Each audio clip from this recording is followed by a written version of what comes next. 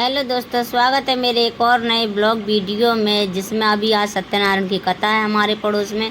तो हमको भी बुलाया है, हम सभी लोगों को बुलाया, तो हम लोग वहाँ पे गए हैं।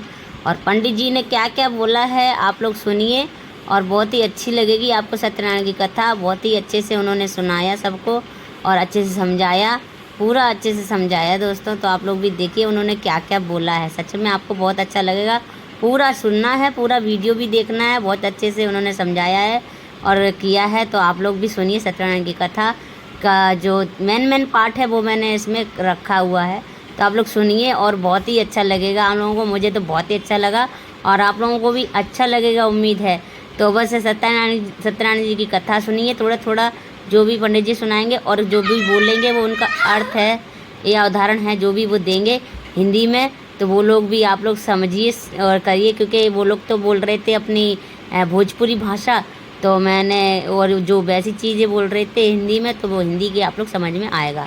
तो भोजपुरी जिसको नहीं आती है वो नहीं समझ पाएगा, हम तो समझ लेते हैं थोड़ा बहुत, तो इसलिए मुझे कोई दिक्कत नहीं हुई। तो चलो दोस्तों, आप पंडित जी की आवाज़ में सुनिए कथा और बस बने रहिए ब्लॉग में। ओम कर्पूरगौरम करुणावतारम संसार सारम भुजगेन्द्रहारम सदा वसंतम हृदयारविंदे भवम भवामि सहितं नमामि। ओम अच्युतं केशवं राम नारायणं कृष्ण दामोदरं वासुदेवं हरि श्रीधरं माधवं गोपिकावल्लभं जानकीनायकं रामचंद्रं भजो। प्रेम से बोलिए श्री सत्यनारायण की जय, विष्णु भगवान की जय, लक्ष्मी मैया की जय। श्रीमन नारायण चरणौ शरणं सततं प्रपद्ये श्रीमते नारायणाय नमः।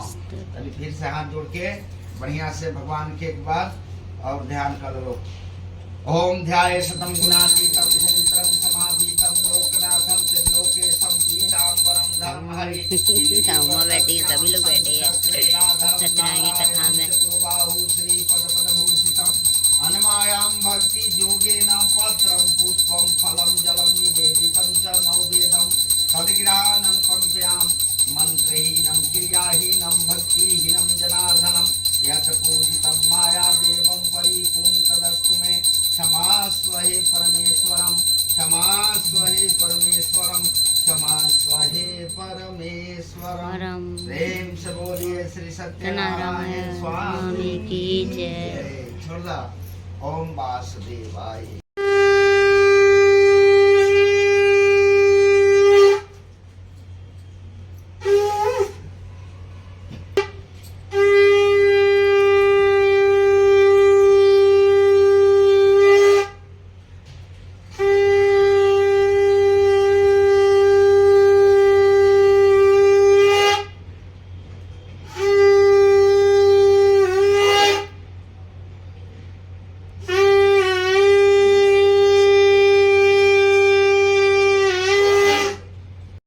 पाप हो जाता। जैसे हम लोग किसी से बात करते हैं, प्रसन्न होता है, खुश हो जाता है, तो पुण्य हो गया ना। कोई प्रसन्न हो गया तो पुण्य हो गया। कटु वचन, अगर कड़वा शब्द बोलते हैं तो सामने वालों को तकलीफ होती है, तो पाप हो गया। लेकिन समझ में तो आया नहीं, समझ में आया। आज हमने क्या किया, आहार लेना है, खाना जैसे हम लोग खाते हैं, तो खाना खाने का चाहे जितने कर्म है मृत्यु लोक में, सब का नियम है किस कर्म को कैसे करना है। तो नियम के अनुकूल करते हैं तो पुण्य करते हैं, और नियम के उल्टा करते हैं तो पाप हो जाता है। वही कर्म पाप हो गया और वही कर्म पुण्य हो गया। तब विशेषतः कलियुग, भगवान क्या कहते हैं कि हे नारद, कलयुग के जीव जो होते हैं वो अधिक से अधिक पाप करते हैं।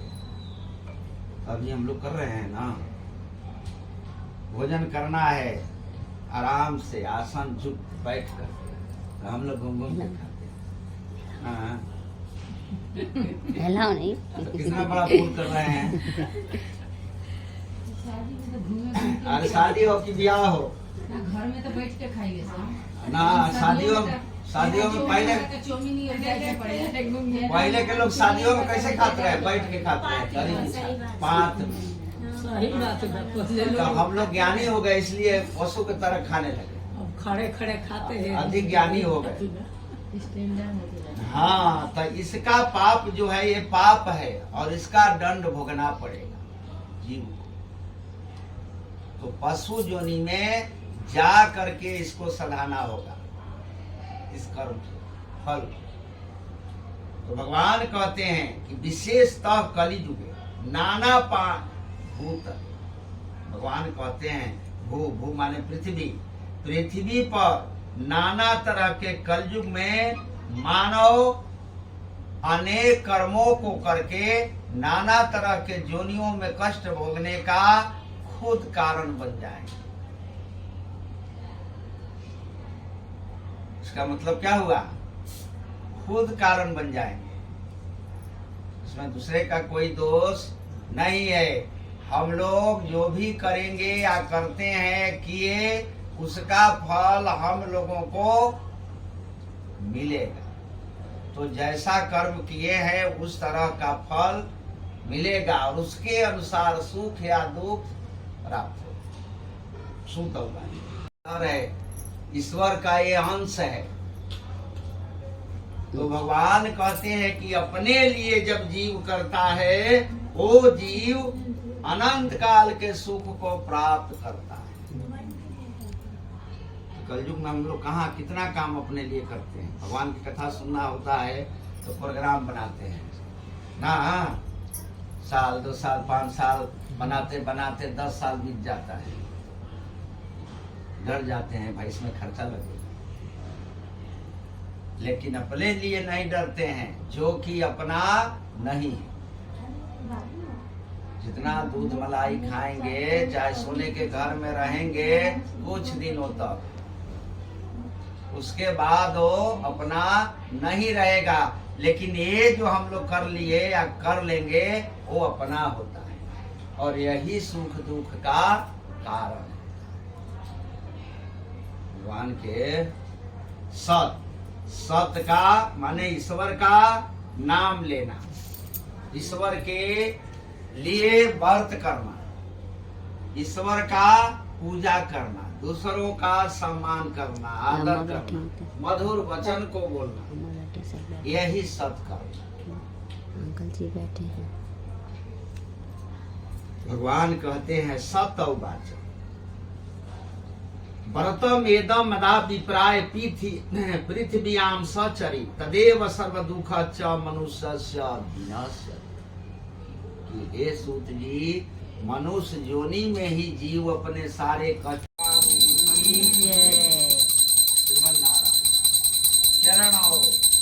शरणम सततम प्रपद्ये श्रीमते नारायणाय। सूतवाच नारायण नारदाय महात्मने एकदा स दीजरो बीता अनुसारे बंधु सौजने सार्धम वही काष्ठम संसाय विप्राय मंदिरम शुद्धाम प्रीताम च दिष्टवा धर्म किम फलम किम विधानम कृत्य। विष्णु शंख चक्र को धारण करने वाले से नारद जी पूछते हैं किम फलम किम विधानम कृत्य न च तद्वर्तम दिशाबु ही कदाजी कार्य तद्वर्तम। ये जीव को कष्ट क्यों होता है ये तो आपने बता दिया, कर्म फल। लेकिन उस कर्म को मिटाया कैसे जा सकता है? तो भगवान कहते हैं कर्म के द्वारा ही, दूसरा कोई मार्ग इसके लिए नहीं है। ऐसा नहीं है कि अपने पास धन है तो खर्चा करके सारे पाप को मिटा देंगे, ऐसा नहीं हो सकता। इसके लिए कर्म करना पड़ेगा। कर्म करने के बाद ही कर्म फल को बढ़ाया या घटाया जा सकता है। तो नारद जी के प्रश्नों का उत्तर देते हैं भगवान कि हे नारद, पूजनम सत नारायण नार और आय सब, वही उसके कष्ट कम हो सकते हैं। बाकी मृत्यु लोक में दूसरा कोई उपाय नहीं। नाना रूप धरो है। भगवान कहते हैं कि सत यानी ईश्वर जो है नाना तरह के रूपों में हैं, फिर भी ये रूप जो है शंख चक्र गदा पद्म वनमाला विभूषितम, यही रूप है जो सारे कर्मों को मिटाकर सारे सुखों को दे सकते हैं। उनको यही पता नहीं होता है। भगवान कहते हैं कि प्रसन्न हृदय सुपक्र कदली फल। तीन बात का ध्यान रखना होगा। पहला धर्म, दूसरा में ही मृत्यु लोक का त्याग कर देते हैं, फिर भी मृत्यु लोक में ही आते हैं। यहाँ से कहीं जाने का जगह नहीं है, यही एक लोक है जीव के रहने के लिए।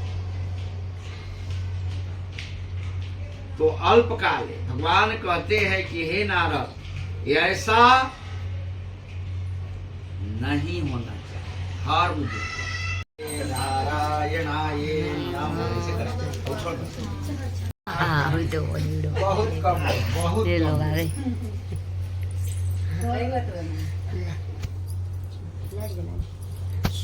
झांसी तुम ध्वज राजा प्रजा पालन तत्व दीने दीने धनम दत्वा दिर्जा बियाह हो जाए तब बुरा की।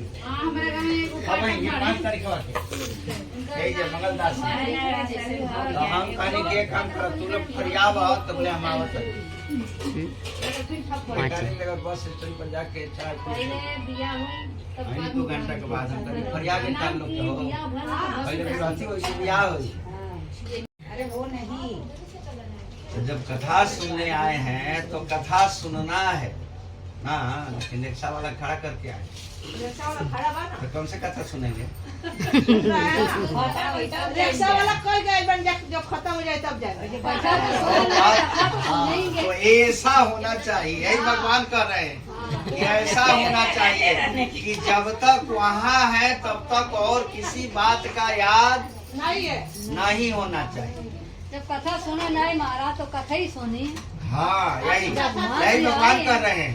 उतनी सुनती आई लेकिन विशेषतः कलयुगे नहीं आएगा। जब सनिया ले ले जा तब फोन करेंगे तो आई रिक्शा वाला। हाँ, तब कोनो बात नहीं, तब पुण्य मिली। हाँ तब वो कमाई करे। तो भगवान क्या कह रहे हैं दूसरा आए तो जो कथा कि सुना कलयुग में बहुत कम लोग ऐसे हैं, नहीं तो ज्यादा से ज्यादा लोग कैसे हैं कथा में कथा करते हैं। नहीं खत्म हो जाता है। हाँ। वाले हो जाता। कथा में कथा करते हैं और अंदर से व्याकुलता को प्राप्त रहते हैं, तकलीफ में रहते हैं कि अरे भाई बहुत देर हो गई, जल्दी हो घर जाए। जल्दी हो जाए ना, फलाने जगह जाना है तो ये काम करना है। व्याकुलता को प्राप्त होकर जो भी इस कर्म को करता है उसको विपरीत फल प्राप्त होता है। भगवान कहते हैं। तो भगवान के कहने का तात्पर्य क्या, माता पिता के अपने बच्चे को कभी गलत शिक्षा देते हैं? नहीं देते हैं ना। वही शिक्षा देते हैं जिससे इसको खुश सुख मिले, खुश रहे, प्रसन्न रहे। तो वो माता पिता हैं तो वो नहीं चाहते हैं कि हमारा जो अंश है उसको तकलीफ हो, वो नहीं चाहते। इसलिए कहते कि भाई अगर नियमों का पालन नहीं किया गया उसको कष्ट होता है तो उसका जिम्मेवारी हमारे पास नहीं। जैसे अपना बेटा जो है चोरी करते पकड़ा गया तो माता पिता कह देते हैं कि भाई हमारा बेटा नहीं घर में। भगवान के कहने का मतलब क्या हुआ, यही हुआ कि सतचित ना। लेकिन हम लोग कहते हैं कल तो कथा सुने थे, आज सुनने का क्या जरूरत है, वही कथा रोज रोज क्यों सुनेंगे, है ना। लेकिन भगवान कहते हैं वो धन है जिसको रोज कथा सुनने को मिले। ईश्वर का नाम उसके श्रवण रंध में अगर रोज जाता हो तो बिना कुछ किए ही वो अपने घर को चला जाता है। सप्तलोकम गतस्त था। लेकिन हम लोग विपरीत चलते हैं, उल्टा चलते हैं, अच्छे काम में ध्यान नहीं रखते हैं। लेकिन जो पाप कर्म है, पाप देने वाला है, उसमें ध्यान रखते हैं। हैं? कहीं लोग झगड़ा करते हैं तो अगल बगल वाले खड़ा रहेंगे, दिन भर झगड़ा देखते रहेंगे, उनको कोई तकलीफ नहीं होगा, कोई काम याद नहीं रहेगा। लेकिन ईश्वर का नाम अगर उनको सुनाना हो तो 2 घंटा मुश्किल हो जाता है। और भगवान क्या कहते हैं, ऐसा नहीं होना चाहिए। यहाँ क्या होना चाहिए कि परम दुर्लभम सत बलतम। हे नारद, ये परम दुर्लभ है। मनुष्य जोनी में है तभी समझ रहे हैं कि भगवान है, पूजा है, अपना है। बाकी किसी जोनी में जाने में ज्ञान लुप्त हो जाएगा। सत्यनारायण जी की कथा समाप्त हो गई है। भगवती कहाँ बा लगाड़ा हवन वाला समान नारायण चरणों शरणं सत्संग पद्ये श्रीमते नारायणाय नमः।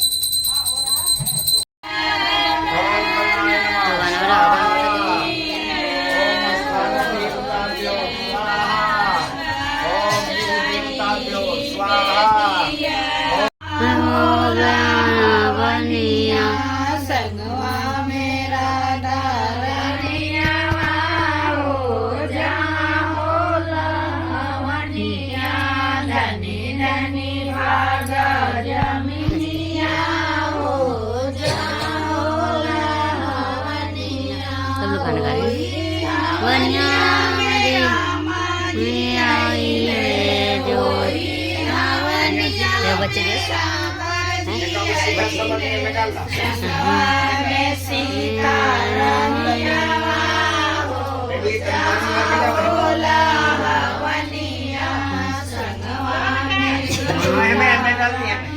चलो, सत्यनारायण कथा भी होगी, हवन भी होगी, सभी चीज हो गई।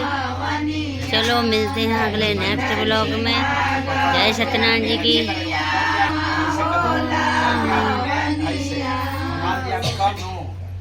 हो रही है हम भवानी सहितं नमामि। ओम आदितं केशवं राम नारायणं कृष्ण दामोदरं वासुदेवं हरि श्रीधरं माधवं गोपिकावल्लभं जानकी नायकं रामचंद्रं भजो। ओम जय जय जगदीश जय हरे स्वामी जय जगदीश हरे। भक्त जनों के संकट तुम लाइट चली गई ना दो आस करूं इसकी। ओम जय जगदीश हरे।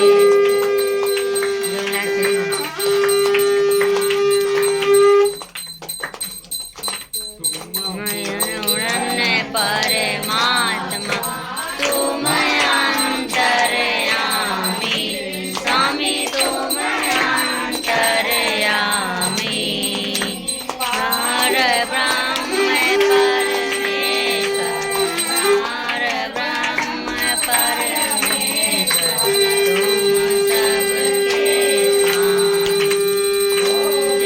धुआं के मारे देखो सब लोग उधर घुस गए जाके। देखो लाइट चलेगी।